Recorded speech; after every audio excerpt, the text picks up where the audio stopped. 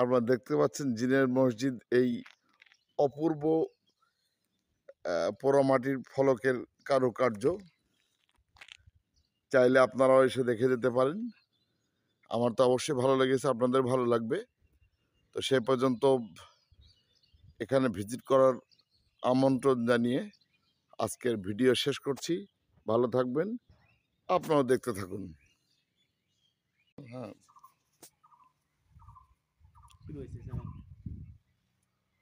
Dear viewers, আমরা আজকে চলে এসেছি বাংলাদেশের ইতিহাস ঐতিহ্যর আরেকটি নিদর্শন, যেটা ঠাকুরগাঁও জেলার ভুল্লি থানার এই জিনের মসজিদ খ্যাত এই মসজিদে। এটি বাংলা, আমরা যতদূর দেয়ালের ফলক থেকে দেখছি, বাংলার 1317 সালে প্রতিষ্ঠিত এবং হিজরি 1327 সালে প্রতিষ্ঠিত এই মসজিদটি আপনারা দেখতে পাচ্ছেন। আমরা এই মসজিদের ইমাম জনাব, ভাই আপনার নামটা একটু বলবেন?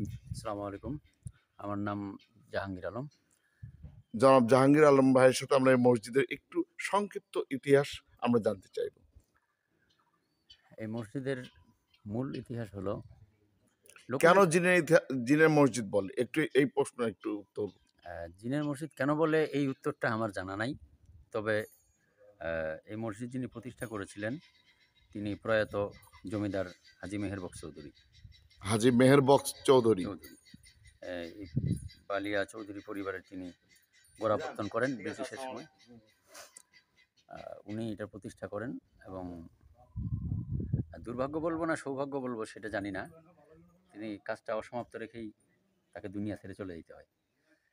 পরবর্তীতে এই কাজটা ওইভাবেই পড়ে থাকে প্রায় শতাধিক বৎসর। 2009 সাল নাগাদ সেই চৌধুরী পরিবারের যারা এখনও আছেন, এলাকাবাসী এবং হিতাকাঙ্ক্ষীদের অর্থায়নে, সহযোগিতায়, পরামর্শে পরবর্তী বাকি কাজটা সম্পন্ন সংস্করণ যেটাকে বলা হয়। সংস্করণ শুরু হয় কত সালে? অসমাপ্ত কাজটা শুরু করা হয় সমাপ্তের লক্ষ্যে 2009 সালে। 2009 সালে শেষ করা হয়েছে। রানিং কাজ শেষ এখনো হয়নি, চলছে, চলছেই, অনেক কাজ বাকি আছে এখনো।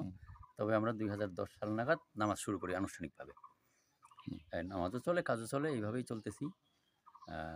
এখানে প্রতিদিন বহু লোকজন আসে, কিন্তু এই জিনের মসজিদ কেন বলে এটা আমার ধারণার বাইরে। আসলে জিনের মসজিদ নয়।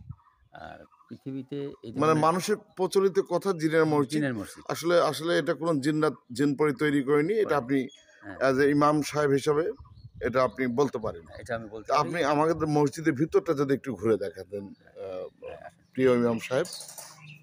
আমাকে ইমাম সাহেব মসজিদের ভিতরটা ঘুরে দেখাচ্ছেন। উনি এক এক করে বাতি জ্বেলে দিলেন। ইমাম সাহেব মসজিদের ভিতরটা বেশ ঠান্ডা, অনেক বড় চওড়া প্রাচীর এবং কয়টা গম্বুজ আছে এখানে? 3টা গম্বুজ। 3টা গম্বুজের ভিতরে উল্লেখযোগ্য গম্বুজ, প্রথম গম্বুজ এটি। প্রিয় দর্শক, আপনাদের আমি একটি একটি করে গম্বুজ দেখাবো। এইটি মসজিদের কোন দিক হবে ইমাম সাহেব? এটা মসজিদের উত্তর দিকের দেওয়াল। সামনে দেখতে পাচ্ছেন মেম্বার, ইমাম সাহেব ওখানে বসেই নামাজ পড়ান, খুতবা দেন। আর এটি হলো মসজিদের দক্ষিণ দিক, দ্বিতীয় গম্বুজ। আমরা তৃতীয় গম্বুজের দিকে এগিয়ে যাই, যেটা দক্ষিণ দিক। দর্শক, স্থাপনাটা আমি ভিতর থেকে দেখাচ্ছি আপনাদেরকে, আপনারা দেখে মুগ্ধ হবেন। এটি ছাদবিহীন 3টি গম্বুজের ওপর দাঁড়িয়ে আছে এই মসজিদটি। এবং আমরা ইমাম সাহেবের সাথে কথা বললাম, ভেতরটা ফ্যান বাদে অনেক ঠান্ডা। এবং এই যে দেখতে পাচ্ছেন এতটা চওড়া, কত ফিট চওড়া হবে এই দেওয়ালের ব্যাসটা? মূল দেওয়ালটার চওড়া হলো 45 ইঞ্চি। এটা কতটুকু হবে? মোটামুটি 4.5 ফিট একটি দেওয়ালের প্রস্থ। এভাবে আপনারা দেখতে পাচ্ছেন। আমরা এটি ইমাম সাহেবের নামাজ পড়ানোর জায়গা, যেখানে সুন্দর কারুকার্য করা আছে, পোড়ামাটির কারুকার্য মনোমুগ্ধকর। আপনারা চাইলে একবার এসে দেখে যেতে পারেন এই ঐতিহ্যবাহী জিনের মসজিদ খ্যাত ভুল্লি থানার, এটা কি গ্রাম? ছোট বালিয়াতে প্রতিষ্ঠিত জিনের মসজিদ, যেটা সংস্করণ কাজ শেষ হয়েছে 2009 সালে এবং আনুষ্ঠানিকভাবে নামাজ পড়া শুরু হয় 2010 সালে। যদিও কথিত আছে এটি জিনের মসজিদ, তবুও এখানকার লোকের দাবি যে না, এটা জিনের দ্বারা তৈরি না। এখানকার জমিদার হাজি মেহের বক্স, উনি এই মসজিদের প্রতিষ্ঠাতা এবং পরবর্তী বংশধররা তার অসমাপ্ত কাজটি এখানে শেষ করে গেছে। আমি এবার আপনাদেরকে, ধন্যবাদ ইমাম সাহেব, আমি এবার দর্শক দেখাবো। এমনি জুতা পরা যাবে এখানে?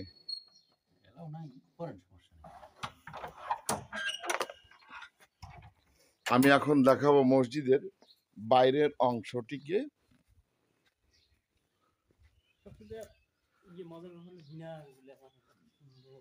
উঁচু মিনার দেখতে পাচ্ছেন, আসলে মনোমুগ্ধকর। এটি দুপুর টাইম, সূর্যের পর্যাপ্ত আলোও রয়েছে। আমাদের এটা বহিরংশের আপনাকে দেখাবো। এটা বাইরের গেট, লাল গালিচা বেয়ে মুসল্লিরা যখন মসজিদে আসে তার সৌন্দর্যই হয়তো আপনাদেরকে মুগ্ধ করতে পারে। এর পাশে ধান ক্ষেত, প্রশস্ত ধান ক্ষেত, দূরে দূরে দেখতে পাচ্ছেন আপনার সড়ক। এই সড়ক বেয়েই মোটরসাইকেল অথবা প্রাইভেট কার যোগে বা যে কোনোভাবে আপনারা এই সড়ক বেয়ে এই রাস্তার সাথেই এই জিনের মসজিদ খ্যাত ছোট বালিয়াতে ভিজিট করতে পারেন।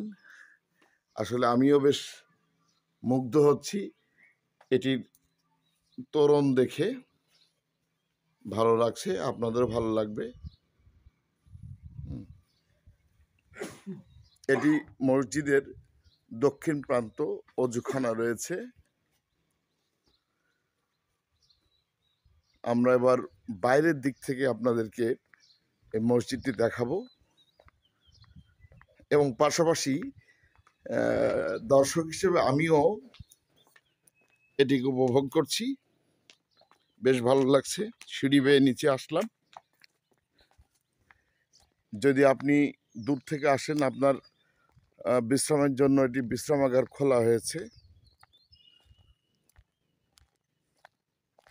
সরাইখানা যেটাকে বলা হয়। রাতের সৌন্দর্য এখানে অবশ্যই মুগ্ধ করে মানুষকে। আপনাদেরকে আমি এখন দর্শক, অপূর্ব অপূর্ব সুন্দর এটি আপনারা দেখতে পাচ্ছেন।